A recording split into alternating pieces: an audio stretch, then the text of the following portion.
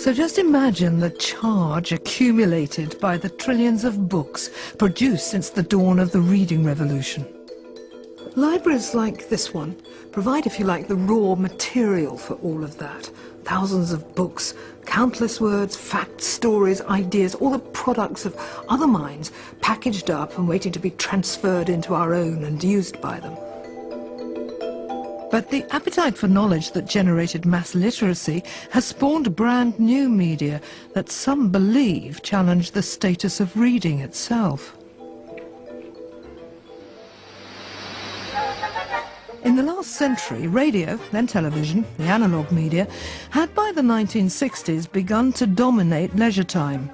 The rise of television above all provoked anxieties that traditional pastimes, including reading, would suffer. And it's true that the number of hours we spend in front of the screen has been rising ever since. Well, it would seem that these anxieties have proved unfounded. Here in Britain, many of us remain enthusiastic readers. In 2005, to take just 1 year, we bought 218 million books. That's a 30% rise since the mid-1990s. It might even be the case that television, with its classic serials, has made us read even more. But since the beginning of the 21st century, the spectacular rise of digital technologies like the internet and video games have brought a fresh wave of fears in their wake. In the United States, exposed to digital media for longer, surveys of reading habits back up these concerns. In 2007, the prestigious National Endowment for the Arts published a major survey that showed that in the United States, book sales have stagnated. Reading was at risk, the report concluded, with severe consequences for American society. Most worryingly, among young adults, there were marked falls in reading proficiency. The steepest declines were in reading for literary experience, meaning exploring themes, characters and settings. And that's the reading that matters. In the last 5 years, you see our fourth graders decoding at a wonderful level. They're doing better than ever before, while our middle schoolers and our high schoolers are flattening or declining in their comprehension skills. It's not just an American anxiety. In Britain, Baroness Susan Greenfield, director of the Royal Institution, has become an outspoken critic of digital media. She's convinced that they threaten the traditional values of reading. When you think about it, what happens when you read? The author, the authority, takes you by the hand and you go on a journey. Someone is guiding you. They're taking you from a beginning to a middle to an end. Now, it might not be a journey you like or that you agree with, but for sure, intellectually, you end up in a different place from where you started. You've gone on your journey. Now, because the human mind will evaluate everything that happens in terms of previous experiences, because that's what plasticity is, it's the formation of connections that enables you to navigate the world, so it will be with this journey you've just been on. There's one ingredient of the digital revolution that especially troubles Professor Greenfield: video games. The whole difference between, let's say, computer games, which emphasize process, here and now experience, the thrill of pretty much instant gratification as you win the princess or slay the dragon, is very different from reading, which focuses on content, on narrative. And my own view is it is content, it is meaning, whether it has seen one thing in terms of something else, a narrative that gives a meaning to life beyond the here and now. But is Susan Greenfield right? Does gaming satisfy just instant gratification? And does it really deny the values of traditional storytelling? This is the Game Base in Piccadilly, a paradise for video game enthusiasts. I wanted to ask these gamers what they think. What's the aim of it? What do you do? It's just to kill people, just kill each other, really. In order to do this, you have to get yourself a bit worked up and a bit, I would have thought, a bit angry just to do it. Yeah, you can get quite frustrated with, you know, if you've just been killed, like, you know, things like that. But after the game, obviously, you just calm down. Some people say that spending a lot of time doing this kind of thing actually alters your mind and makes you into a different type of person. Do you think there's anything in that? I can see that happening.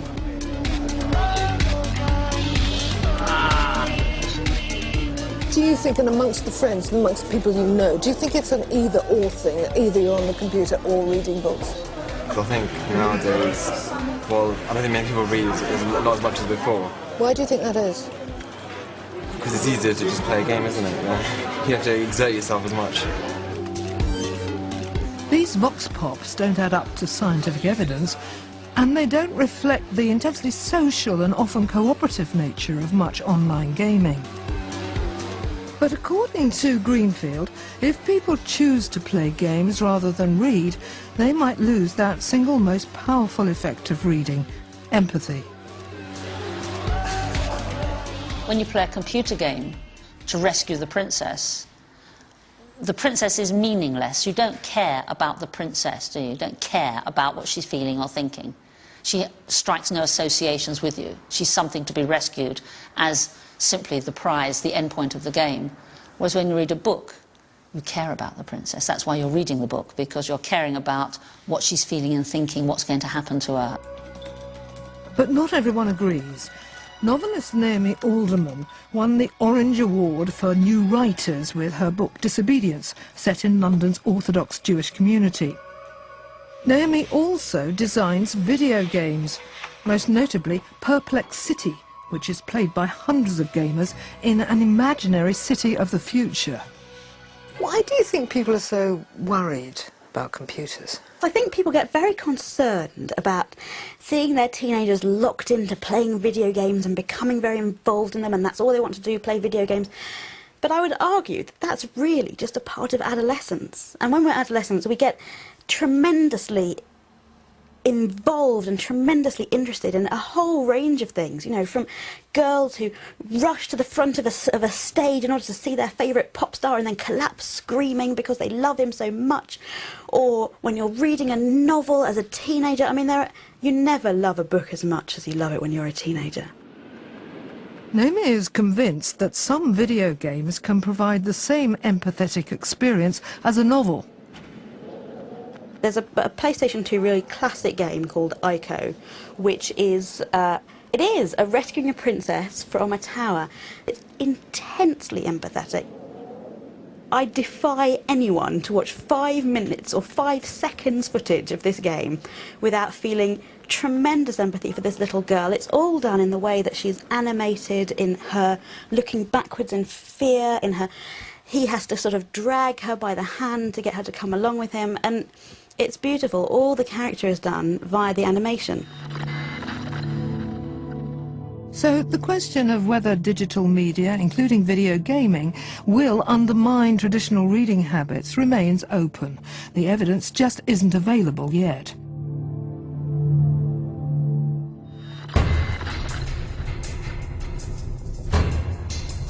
In the 5,000 years since our ancestors invented the alphabet, our brains have been on an amazing journey. Reading and writing were the foundations of the first civilizations.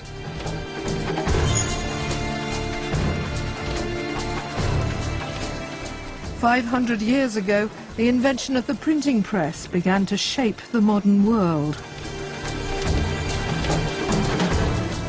And the journey continues. Our reading habits may change as electronic media becomes as familiar as this process here, but reading itself will remain the key to a wider world, just as it was from the Bronte sisters in that Yorkshire vicarage. It gives us the chance to step into a bigger world or to see it in a different way. It can even transform lives. That's why today, as much as ever, reading matters.